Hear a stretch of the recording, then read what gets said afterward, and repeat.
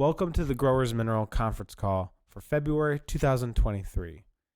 This month, Zach Smith and Matt Gooding go through some of the research Matt has come across, go through a presentation talking about the benefits of foliage feeding.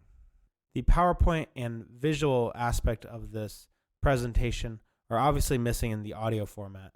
So if you'd like to see that, head over to our YouTube channel at Growers Mineral on YouTube to see the full presentation. If it's your first time listening to the Growers Mineral podcast, we'd love it if you subscribed for future episodes.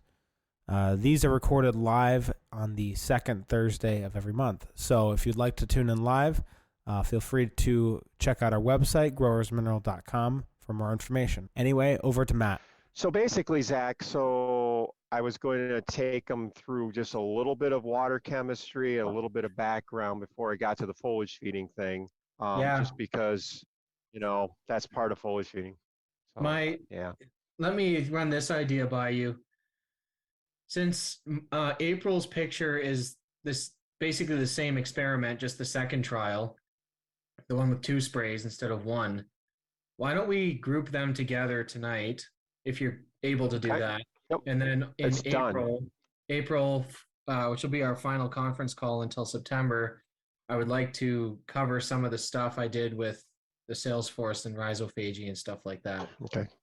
Yeah, I have 12 slides and that's in there anyway because I felt we should redo that anyway. So okay. We're on the same page. Excellent. Yeah. Thank you.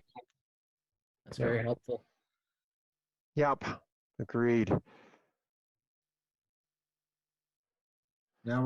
So I'm going to be totally blanked out to numbers and any questions. So I'm totally dependent on you because I'm on this PowerPoint. That's fine. I'm going to get people to interrupt us if they want to. Anyways, we'll try to have a time that we can encourage some questions. I think well, somebody types it in, you're good. I'll check. I'll keep an eye on the chat. Actually, there's one there now. Sure. Yep. Good. They're probably trying to tell us to shut up. Probably. No, it's Russ offering to host for me so he can admit people so we can get started. So I'm just gonna make him host and then I'll get us going. Very good. It's Rick. Guys.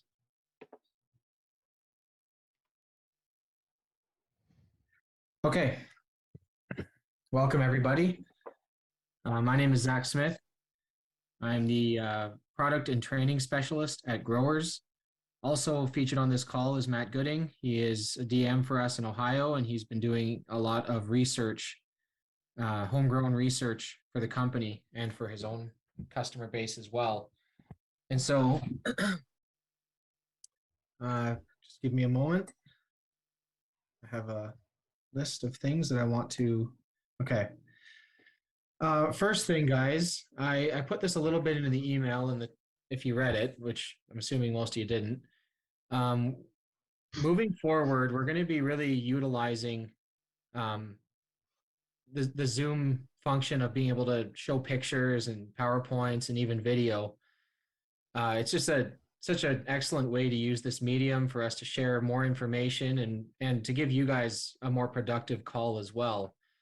So with that said, I understand that some of you are unable to either use internet or have access to a smartphone or a computer where you're actually able to view what we're seeing. But I would highly encourage, if you're at all able, to take advantage of that. So one person has gone to a neighbor's on these calls in order to do that. If you have to go somewhere that offers free internet, whatever the case may be, obviously it's up to you, and we're still going to strive to make these calls as productive as we can for those of you who call in on a dial-up phone. But you're not going to get the full benefit if you're not able to view the PowerPoints and such. So we would highly encourage you guys to get on that if you're at all able. I'd also like to apologize for those of you that received the texts. Textedly, which is the application we use to send those out, Textedly and I have a very complicated relationship. And it doesn't like me very much, and it's a mutual feeling. So I apologize. That part of it got deleted and I didn't notice. I should have checked. So I sent out another text about an hour ago with all the relevant information. And thank you for Zach Homer for pointing that out to me.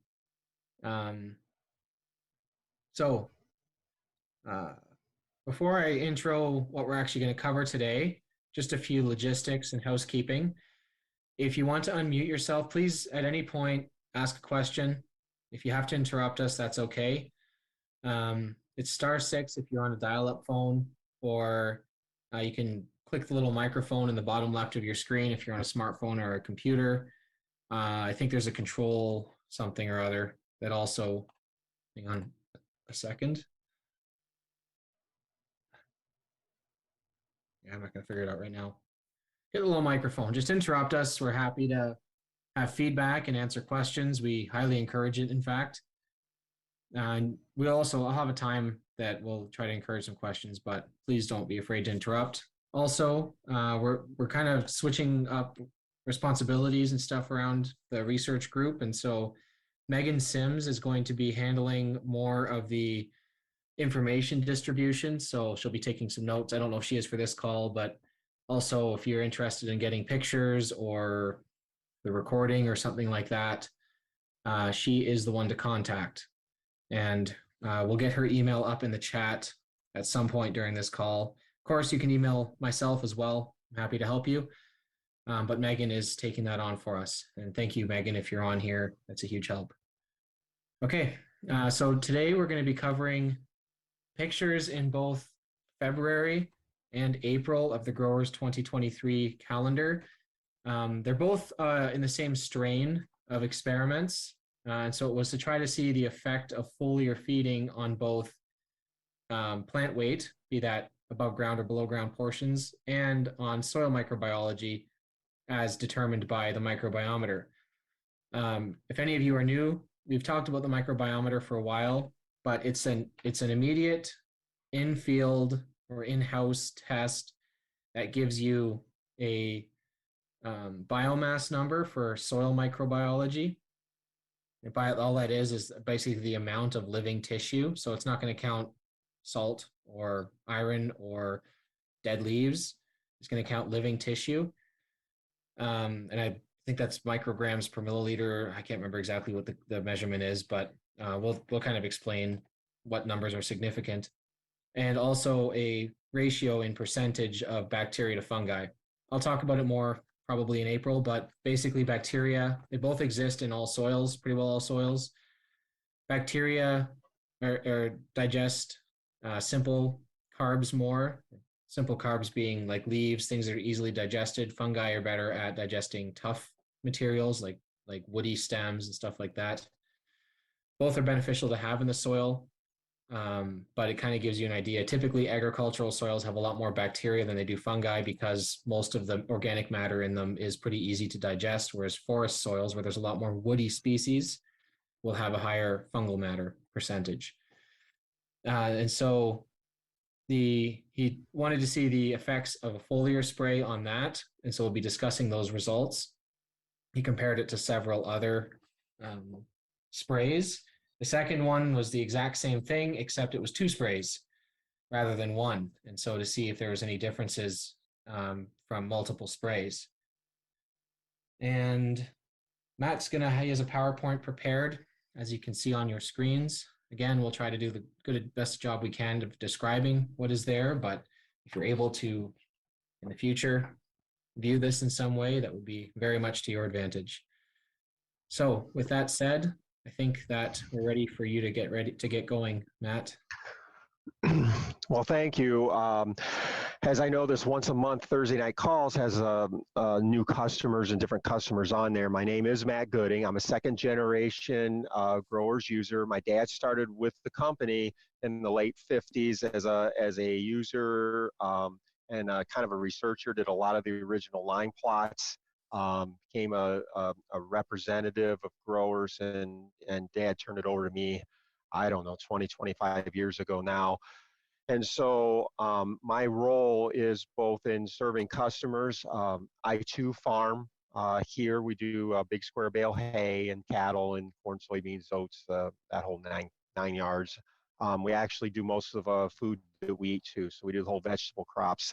That has always led us, I always lived in an environment of research and curiosity, and Dad was always like that, always putting out every check plot you could ever conceive of. And nothing's really changed with the sun apparently.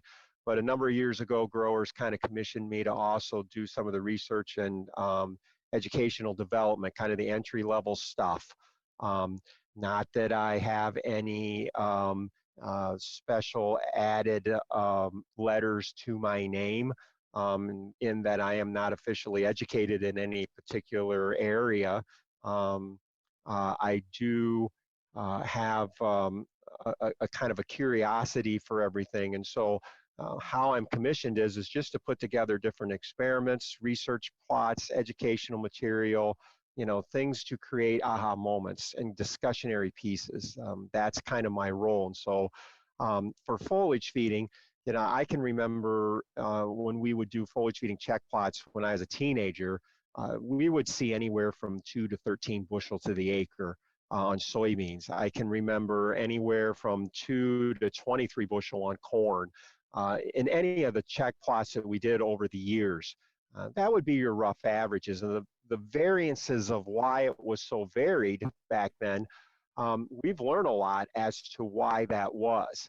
And so, we want to talk about some of these things. In terms of what makes foliage feeding successful. And the reality of it is we would see some net results. Some of the early stuff I did maybe 20 years ago, we had a customer that would spray, I got a chart up here that he'd spray 6 gallon of growers, a total of 6 gallon of growers on his apples in 3 different applications. And we would go out and actually pull the apples. He would pick apples from where he sprayed and where he didn't, that 6 gallon of growers for the whole season on apples. And we were just amazed when I would take these apples home and I would dry them in a special way and send them off to a lab that could do this, and they would actually see what the elemental analysis was of that dried apple, both where it was and where it wasn't. And we were astounded. Those of you who can see the chart, you'll see the protein is basically 30% more. There's almost half again as much calcium, which that's a real big deal in the fruiting industry. To get calcium in an apple, big deal. Phosphate, is probably 70% more. Potassium would be about equal, but the trace elements would always be higher. We always see whenever I would do any sort of tissue analysis, growers against virtually anything else, 9 times out of 10, we're going to win by far the majority of the trace element content. And one of the things with this particular gentleman was the element boron is probably why he used growers until his retirement and getting out of the business a few years ago. He had no parts per billion boron or per million boron in these dried apples and the tissues, but he had 2 parts per million where growers was. And he was just astounded at that because over the whole, both plots, he would always spray the element boron on a couple times a year. So in other words, it took the complexity of what was in growers and its unique ability to be absorbed and rehydrate on those trees and everything to be able to get that trace element in there. That was a really big deal to him. So, a lot of the questions there's a lot of background before you start foliage feeding. And these are some of the things you got to understand. You got to have the right product. And so some of the early stuff that I had seen, and we kind of replicated it once we had a small lab set up here in the farm. Growers had us financed us to put some different things in that we could do things like this. And for those of you who are looking on the screen, you'll see different, across the top, you'll see different Petri dishes with dried fertilizers in them. One of them's a 1034O, which obviously that isn't foliage fed, but it was in this particular one. One of them, the second one was like an 1185, like a sulfur foliar feeding fertilizer. It was really popular. I think it's gone now. I found out the other day that it no longer is being made, but it was a big deal to the local co-ops. Then we have growers, and then we have a molasses one. And so we have these dried. We dry them in a special little dryer we made. Basically, it's a heat lamp on a, oddly enough, you had to put it on a square foot concrete block to get it to work correctly to dry these things. It's kind of a weird way of doing it. But what I did is I dried them and I wanted to rehydrate them. Because one of the things is, if you're going to go out and foliage feed and you're going to drop this stuff on a leaf, it's probably a percentage of it is going to dry there naturally. And so the question is what happens when it gets resolubilized? Does it go back into solubilization or not? And, we found out pretty quickly the answer is most of them don't. And so across the bottom of the screen, we have, after we tried to rehydrate all these different fertilizers by virtue of a magnetic mixer, you'll see at the bottom we have a few different jars that you can see. A lot of everything but growers did not go back into solution, including the molasses material. Once dried, it didn't want the different elements in it would separate, and therefore they're not going to rehydrate very well sitting on a leaf. So these are just one of the kind of a simple thing that we had done back then to show the different effects of fertilizers. Now, growers was the only one to go back in solution and stay in solution, which is, again, that's one of the reasons why it becomes a good foliar feeding fertilizer. The other thing too is kind of further enhance that from a grower's point of view, and certainly any one of you who out there have used growers have seen where every now and then if you spill some, you'll see when it dehydrates, it turns white.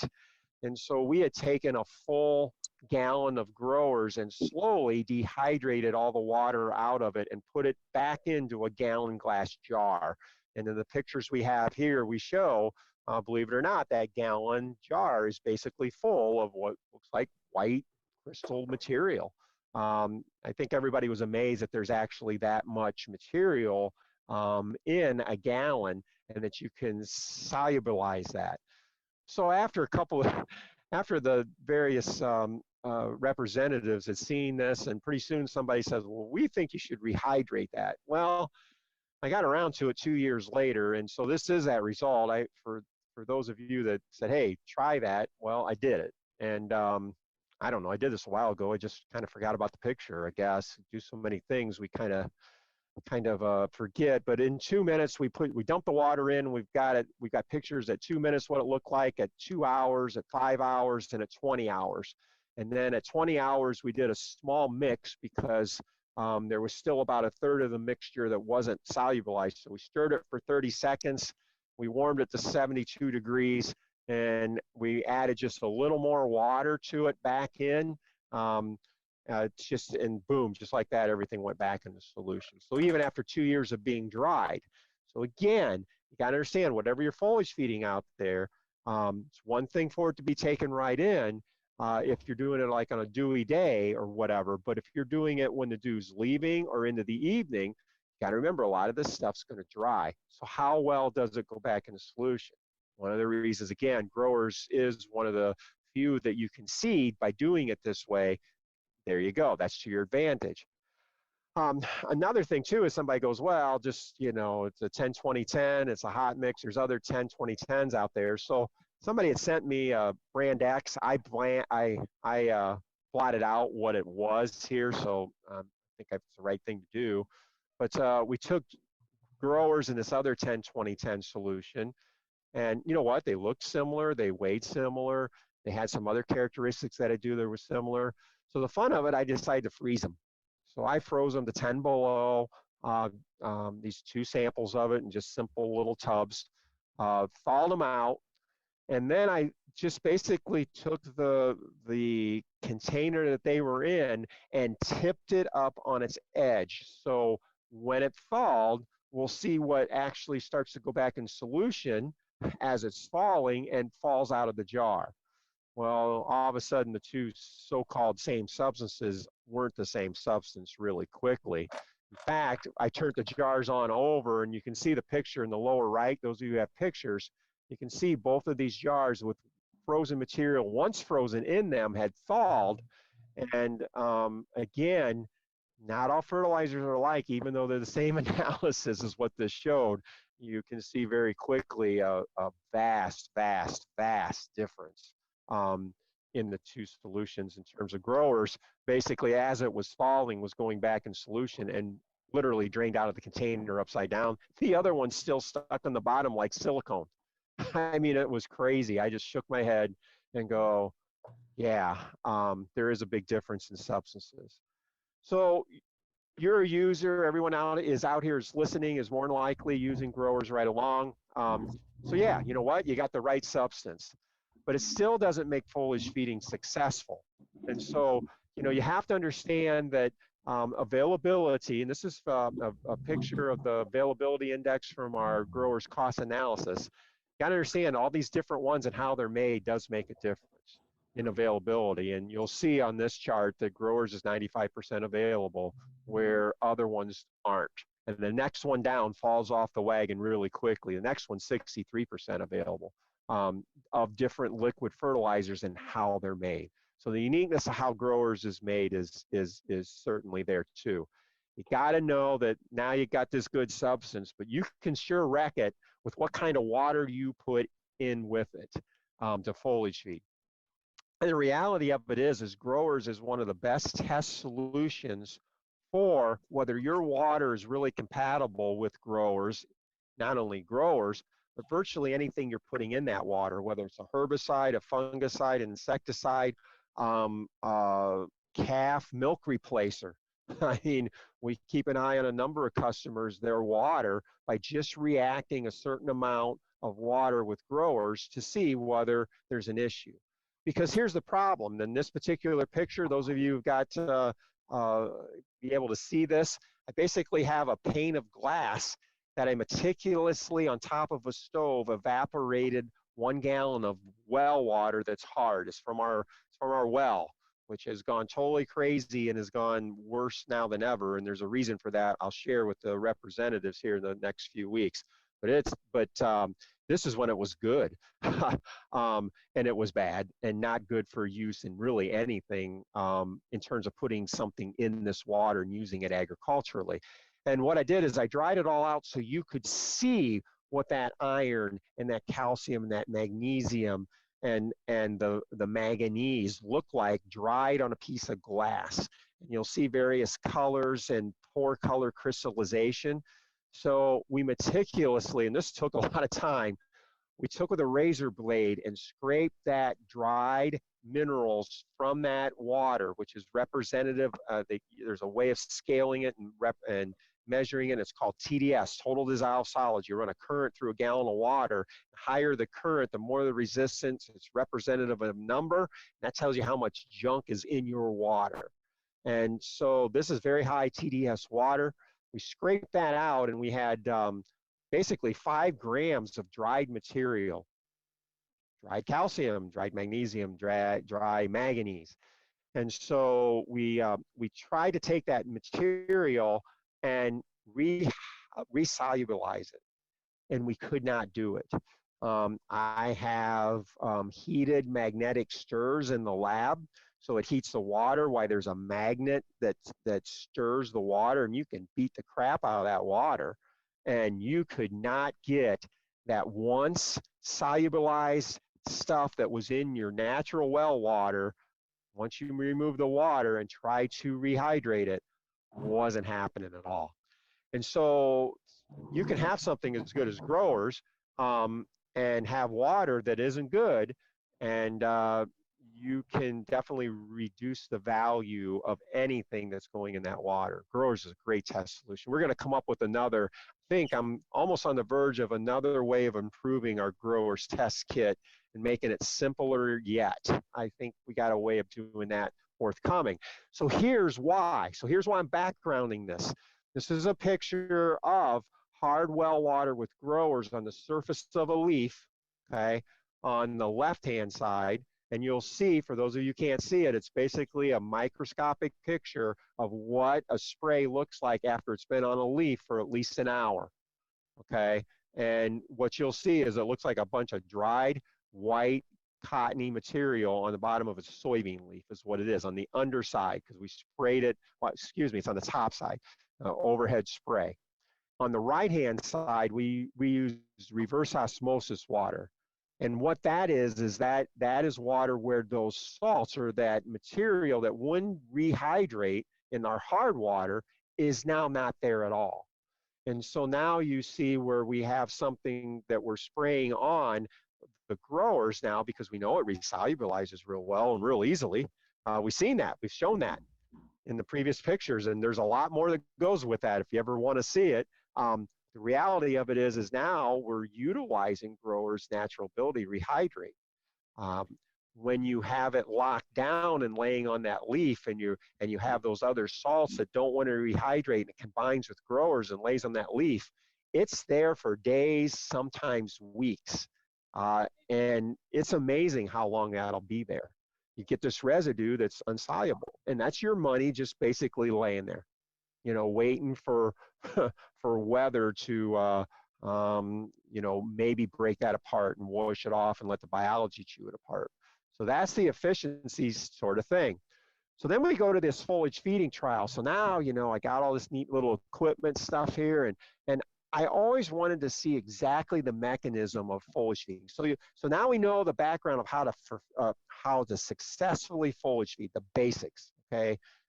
We've reviewed them. So now we're going to take this in the lab, and we're going to say, how do we show what is the value of foliage feeding? What does it do to the leaf? What numbers will we see? Will we see additional growth? Do we see additional root growth? And now we got this neat little device called a biometer, which basically we can measure in a lab in anywhere from 10 minutes to 20 minutes the biomass of fungi and bacteria. Because we always knew growers, and we've shown this, and we've been able to prove this multiple times over now, biology likes growers a lot. And so does foliage feeding increase biological activity? So we devised an experiment where we were able to investigate all these things. And so those of you, again, with the pictures, or I think it's the same picture rough set as in your calendar. Not sure it's the same graphic because we had to change them for the calendar. But that said, what we have here is the first screen is all about the biometer test. So let me set up this test, how we did this. I'm a stickler for trying to get everything equal. I mean, and one of the things we do is we use all the seed used in these tests are from the same cob. In other words, I wanted to check out some of the genetic variations. So the easiest thing is take an open pollinated ear of corn, and the stuff I use is multicolored, but all of the ear will be the same color. So mine is primarily, in other words, I don't have multicolored ears. It's all the same. So it's easy to know that genetically you pretty much got the parents all the pollen. So everybody's alike. So I'm taking kernels from that. And then what I do is I put them in a wet sand mixture, and I put them on a heat pad at like 80 degrees, and I pre-sprout them. In other words, I make sure they're all starting to sprout. I pull them out and I grade them according to their length of sprout before I put anything in for the test. So I'm trying to be as equal as I can across the board there. And so these particular ones were put in soil. I think they were put in equally and started. We had a growers one. We had a 10-20-10 from growers that we got before they put the trace elements in, because we wanted to see that. I also did some 28% nitrogen, because every now and then we have some of our customers put nitrogen in with growers to do different things. And I just wanted to see what would happen on corn with nitrogen alone. And this was, I'll call it off-the-shelf nitrogen, which it was just 28% from the local elevator. And I found molasses. Molasses is a good, bad thing. You have to understand its contents. And so I wanted to kind of spray that on and see what happened, because I was really curious about from the biology point of view, because, molasses is advertised as being a big biological boost, and logic would dictate it is.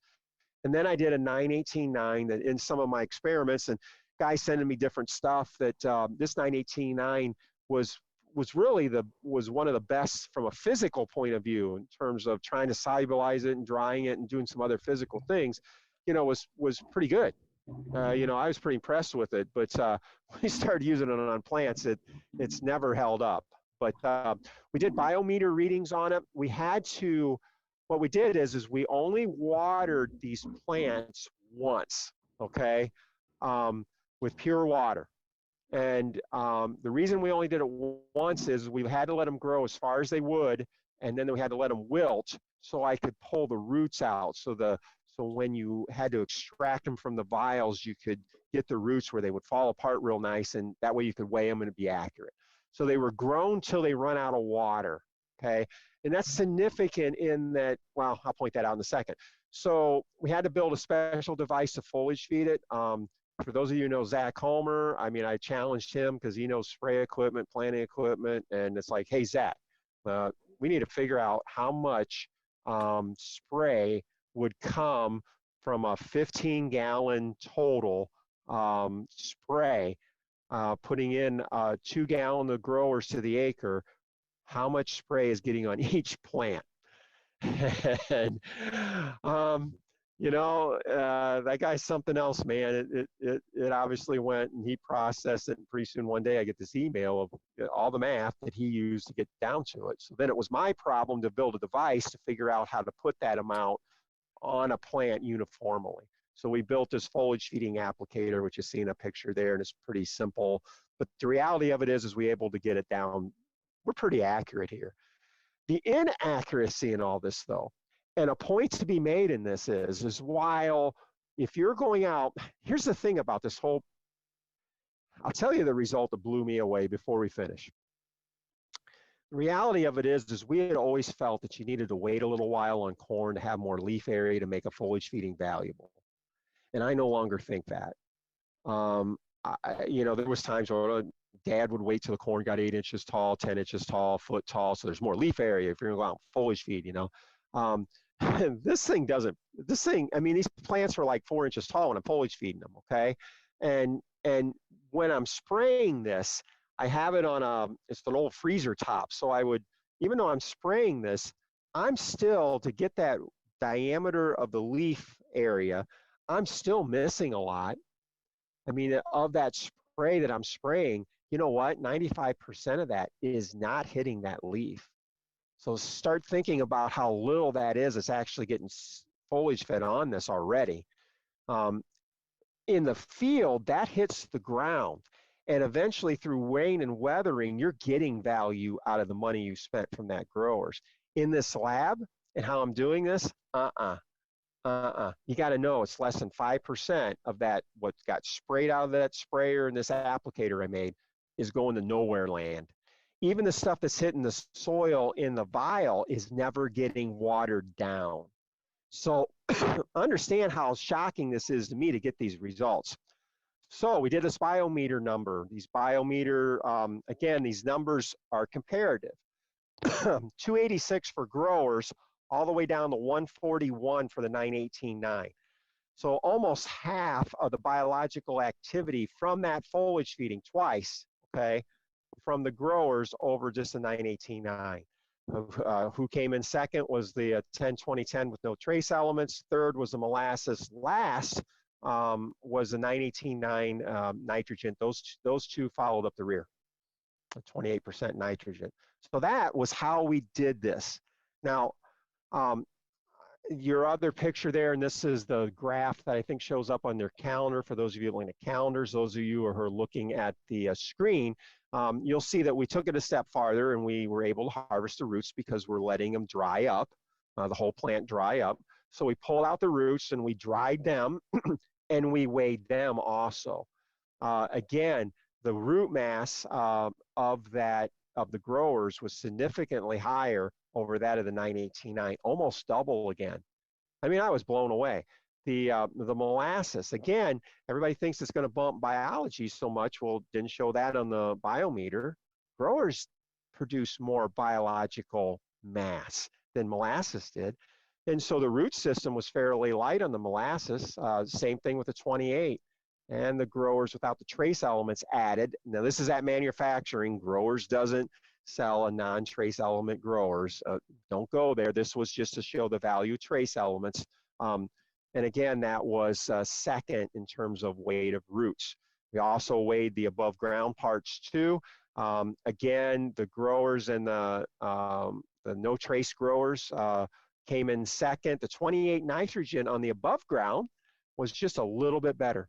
And you know what? That's not surprising because that tends to be, we all know how nitrogen greens things up and makes things bigger, even though it's not necessarily showing up down below. And so we kind of had to kind of chuckle about that a little bit.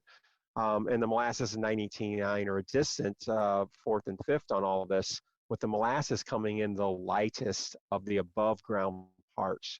Even though if you really look at the wilded stuff, and I know you're looking at the wilded part of it, size-wise, they didn't look a whole lot different.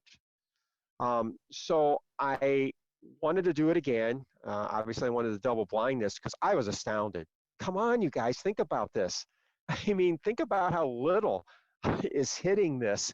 We are mimicking field spraying here, basically 4-inch tall corn, and we're seeing these results. You know, I was flabbergasted. I just think this one, I was blown away. So I wanted to do it again just with one spray and see, you know, well, because we had two, you know, not a lot of guys are going to want to go out and spray their corn, or, and I'm using corn here, but, you know, to get out and foliage feed twice, some people just doesn't happen. So am I still getting the benefit, or do you need two of them to get these numbers? So this is the April one in the calendar. For those of you who got calendar, you want to flip to that.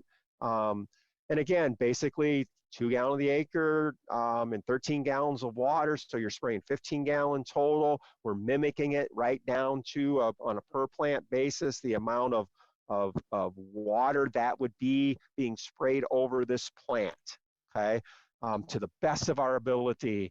And so we did it again, and sure enough, growers on the biometer number with one spray, you know, we are increasing that by almost 25% over the check, which was not sprayed at all. Just the biomass with one spray.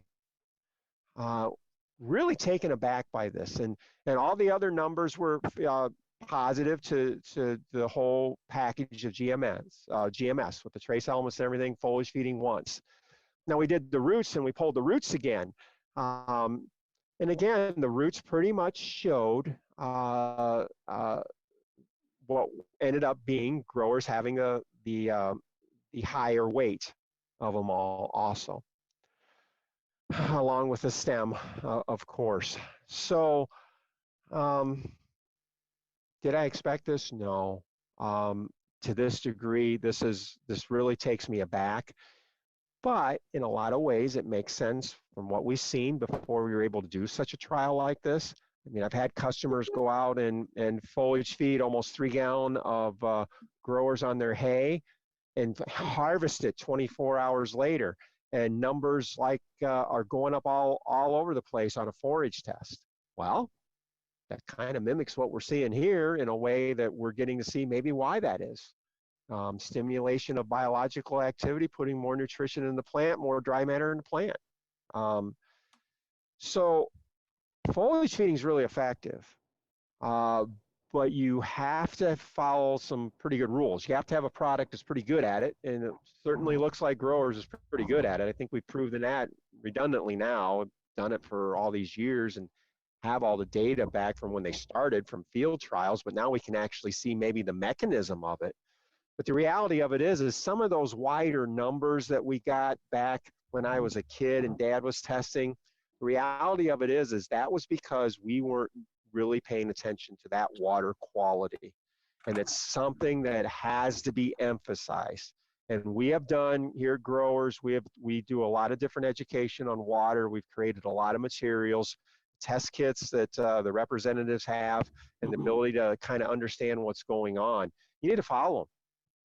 The reality of it is if it doesn't show your water's good that you're using, it works with growers, I'm going to tell you how many other things you're putting in that water, agriculturally speaking, is not working to its full potential either. And so we have, again, a lot more different things that we're going to be working on. So there's the whole layout. For those of you looking at pictures, I can back up from here and show some if you got any questions on it. We have Jim Albeisen out there floating around. We have Zach Smith that may have some questions and have some comments on it. And hey, any of you, jump on here. And let's talk this through a little bit. Briefly before we get into questions, Rick Boble has asked if he can speak up about something. So I'm going to do that now. Rick, if you could unmute yourself and go ahead. Hey, Zach, can you hear me okay? Yeah, I can hear you just fine. Cool. Hey, Matt, really enjoy what you're talking about tonight, but I just was thinking back to when, we had our first conversation, however many years ago. We started talking about you doing some independent research. In my recollection on this was, and for me, this was kind of the interesting part, is that conversation about you doing research was not really based on how much more fertilizer can we sell. It was really just based on let's look at some things that we haven't had time to look at, and let's research some things that could be of interest to people. And it was never about let's see how much we can increase our sales. And that's kind of the sense of where this is kind of going. Now, I think it's benefiting kind of what we want to do as a company, but I really think it's just about making more information available. So I just wanted to, thank you for kind of carrying this through, because I think the information is fantastic. It's like I said, it certainly benefits the company, but I think it's really good information that people are not getting anywhere else. So hats off to you. So. Well, I appreciate that. And I've said, for those of you customers out there, I mean, my dad got, I'll use the word crucified, I guess, about, how little he was using and how this farm was only going to raise trees in 5 years and everything. So, as I've told Rick, I got a little bit of a, have at it type attitude. I mean, I can't tell you how many agronomists said that we're failing and you're wrong, and it's you're using Lazarus oil. And I had to watch my dad take a lot of abuse, and a lot of the representatives out there. And if you're a customer, you're working with these representatives, their dads, a lot of them are second generation doing this, and they had to watch their dads take a lot of heat. And so they know when they see this stuff, it's like if our fathers and those who started this company and went through this could see this stuff, especially the developer growers, the Octagians, can you imagine the smiles and the education addition we would get from this and the stories? I mean, I think about that the whole time I'm doing this stuff, you guys, and it is humbling. It's humbling. Back to you, Zach. Thanks, Rick, and thanks, Matt. And I know, like, I'm sure Matt has said this before, but a lot of this research, like each individual trial doesn't always yield results that are marketable, I guess you could say. They might not work out in our favor, which is fine. Our purpose here isn't to only publish results that show how great growers is. Or they just might be statistically insignificant, not show enough of a difference to really matter. But that's, like Rick said, our kind of our point in this is not just to sell more fertilizer. It's to actually kind of build up an argument for our whole program, and do that by showing through these experiments and, of course, through decades of anecdotal evidence with our customers, the various aspects of the program and how they work and why they work. And so not only have experiments like this shown, like this one, that foliar feeding does make a difference, but it then gives us an opportunity to go into the why. Why does foliar feeding make a difference, and what are we seeing? I wrote an article, or a couple of articles, I don't recall, for the latest solution on this experiment. And something I kind of homed in on in the article was kind of the why would foliar feeding be affecting soil microbiology? Nowadays, most people would probably at least be willing to consider why that is. They're not going to dismiss it outright like they used to. But it's still an important question. By what mechanism is foliar feeding affecting soil microbes? In a couple of months, I'll be doing a very large and in-depth presentation on all of this microbe stuff. So please tune in then. That'll be April. But basically, microbes feed on soil and they feed on things provided by the plant. And so the plant usually provides sugars, but because microbes can both uh, operate in the rhizosphere just outside of the roots, but also inside of the roots, I believe that they also can access whatever is applied to the crop, especially if it's something like growers that very easily moves through all of the tissue of the plant pretty quickly. And so I think that we're seeing general increase in health of the plant, which means that it's able to better feed the microbes, the starch. But I also think that the microbes are benefiting directly off of what is being applied. And I think you can see that from the 918-9, which and the 28, which had generally negative effects on the microbes. Um, Certainly part of that could be explained by the plants not doing as well, but I don't think the difference in how the plants did is enough to account for the difference in the biometer numbers there. I think that what's happening is you're getting harmful ingredients or just a massive amount of nitrogen, which is kind of like a steroid to microbes, that's actually harming the communities there. And in the past, Jim has talked about, he calls them beneficial and non-beneficial communities. I prefer, not that there's anything wrong with that, but I prefer directly beneficial and indirectly beneficial because they all serve some kind of purpose in the soil. The question is that purpose going to directly help the plant in terms of nutrient feeding, protection from disease, and so forth, or indirectly, such as breaking down heavy metals and harmful substances, or are they not even going to be involved in rhizosphere activity at all and just kind of be out in the soil breaking down corn leaves in the middle of the row? And so whatever you apply to the soil, any practice you do in agriculture is going to have an effect on those communities. Any practice, be it fertilizer application, chemical application, tillage practices, certainly the climate in your area. If you have a drought year or too much rain, cold certainly has a big impact on them. Watering, if you're in a place that irrigates. And so just keep that in mind that everything you do has an effect on these. And the best thing that we can do for them is just to create a habitable and healthy environment for them to thrive in, because whatever communities exist in your soil exist there for a reason. They've become well adapted to the conditions in that soil. And so, if you can just help those conditions rather than constantly work against them, you can really benefit from that, and the plant will really benefit from those communities as well then.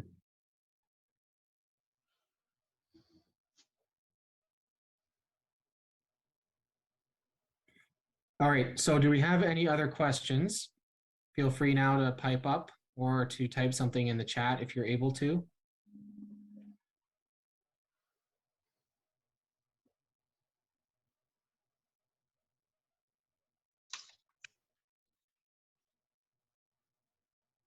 Also, it's Control A to unmute yourself or mute yourself. That's another way of doing it.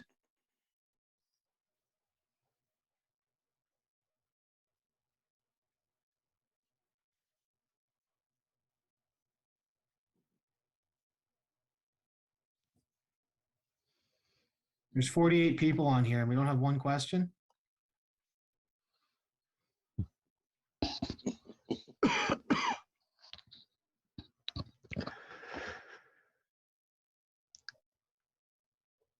Well, let's talk a little bit about bug in a jug then, Zach, and molasses here. For those of you who are customers, we're doing this every Thursday night with some of our representatives, and we're kind of digging into following some of the latest current stuff we're doing as we're going through it. In other words, they get to see the failures as well as so often, so many of these things. You have to figure out how to make it work in an equipment and in an environment in the lab to get the results. That's where a lot of the failures come from. The neat thing is whenever you get those parameters right and you can feel you can get all these different things in an equal environment so you can get some sort of result, you know what, growers does win a lot. There's very little it doesn't or show a very positive result no matter how many times you do them. And so that's just kind of nice to know that. I mean, this substance has been around for all these years for a reason. And again, that uniqueness kind of sticks out. This whole thing on molasses, just so you know, I'm using blackstrap molasses. Think of how molasses is made as being a columnizer, much the same way urea and gas and oil is made. You know, like it's kind of like that. Blackstrap is the kind of the bottom of the barrel, so to speak, where usually there's trace elements and potassiums and calcium residue. The heavier elements sink to the bottom, and the lighter molasses has been taken away and used in the world of cooking. And so this blackstrap tends to have some value, or it seems to perceive value in not only the sugars, but there's some elemental aspects, especially calcium.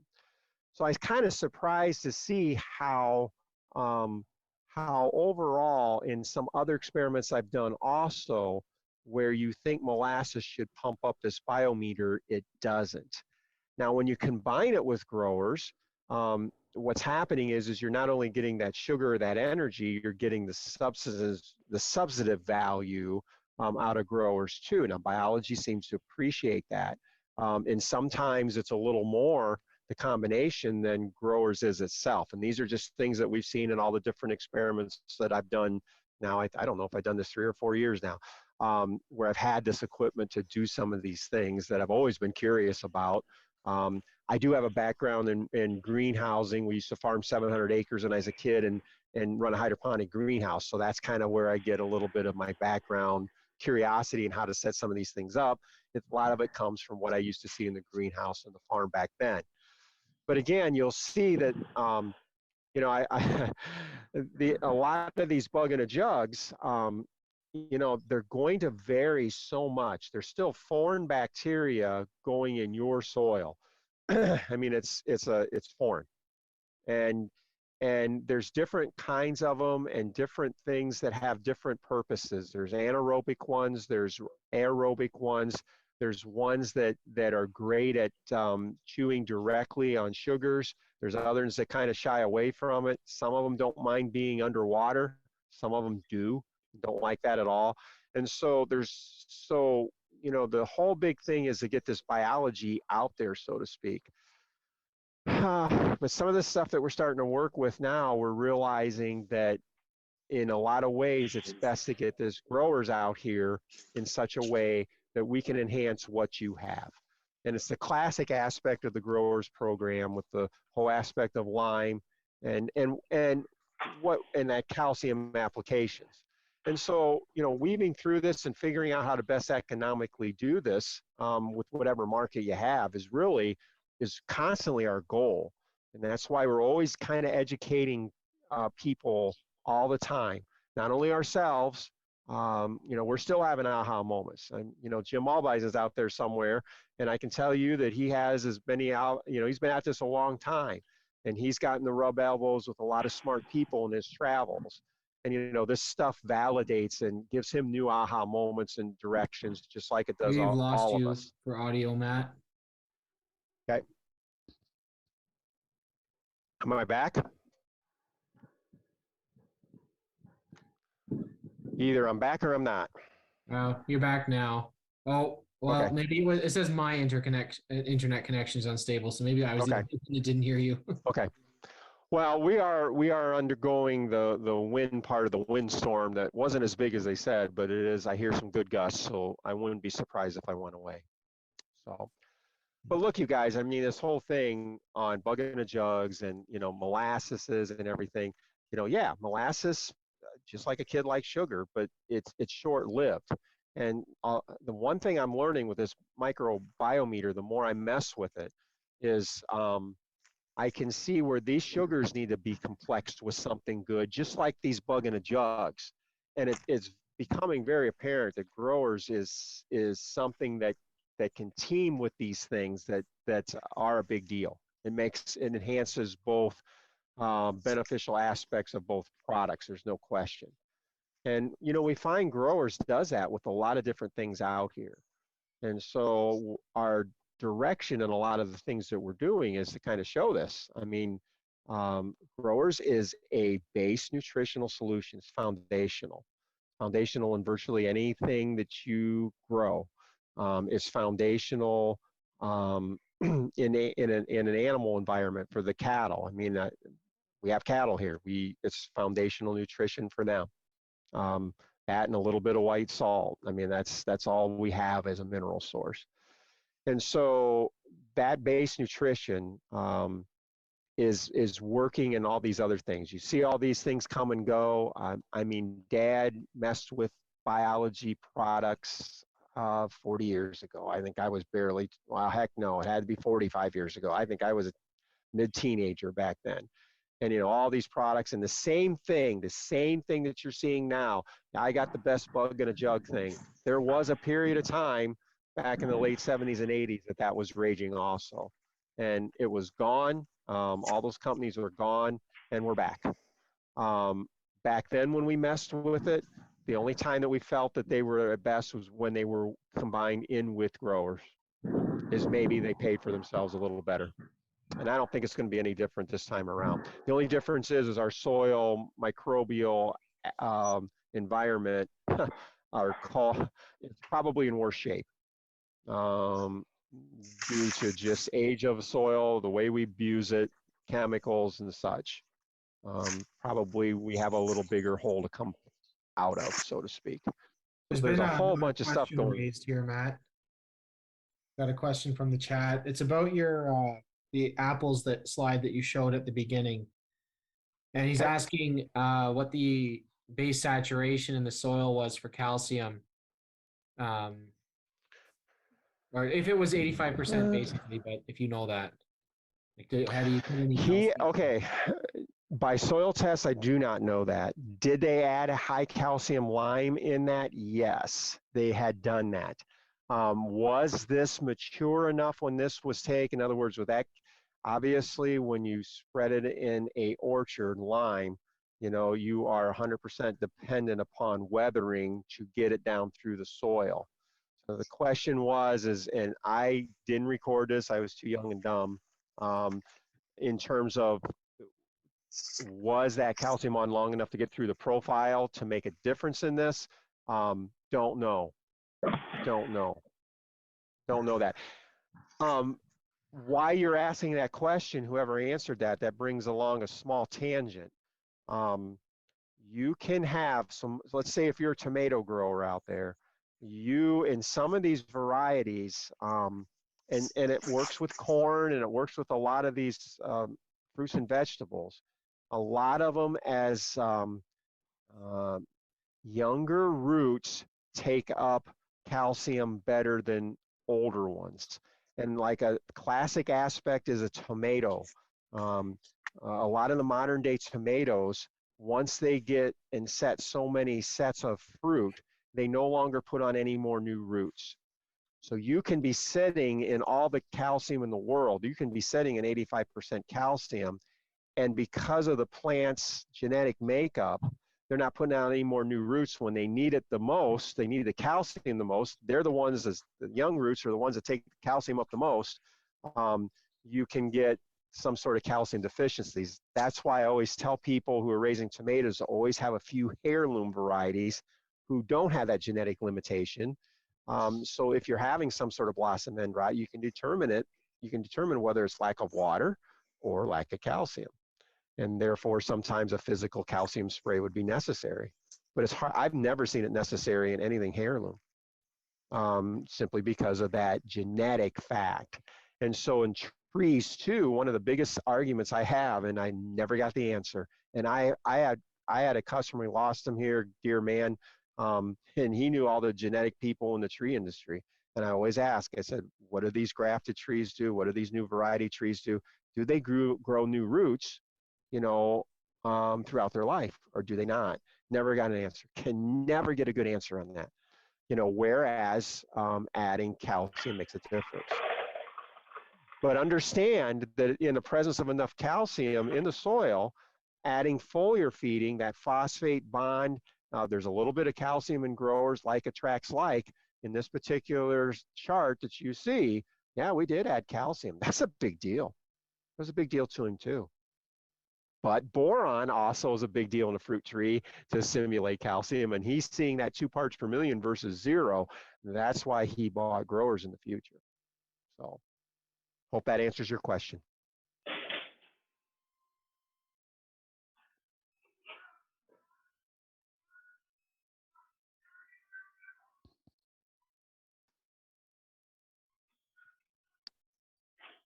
All right. Well, if there aren't any other questions, we're pretty well at 10 o'clock. So we're going to call it a night in a minute. Our next call for everybody is going to be on March 9th. And we'll be covering a field trial done by Mike Bolsher. So please tune in on that as well. Thank you, Matt, for everything you put together here and presented on. And I hope everybody has a good night.